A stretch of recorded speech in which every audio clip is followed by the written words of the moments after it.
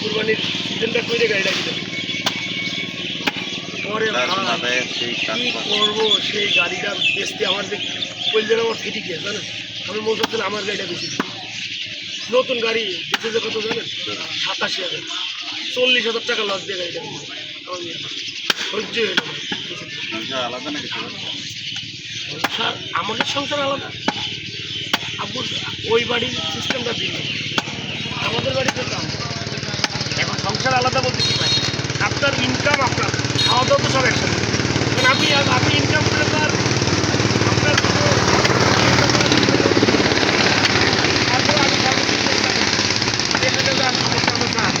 আমি যাওয়ার চেষ্টা করি আবার আপনার সমস্যা হলো আমি একটা ইজি ব্যাগটা তো নিতে পারছি আমি আপনার কাছে ডাকবাংলা সর্বোচ্চ ভালো গাড়িটা নিয়ে গেলাম নোয়া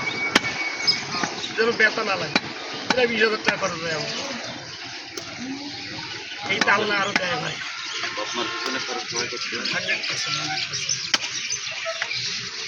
বাপ মার পিছনে খরচ করলে কমে না শুধু বাপ মার না ভাই আপনি তো অসংখ্য খাওয়াবেন এটা কমে না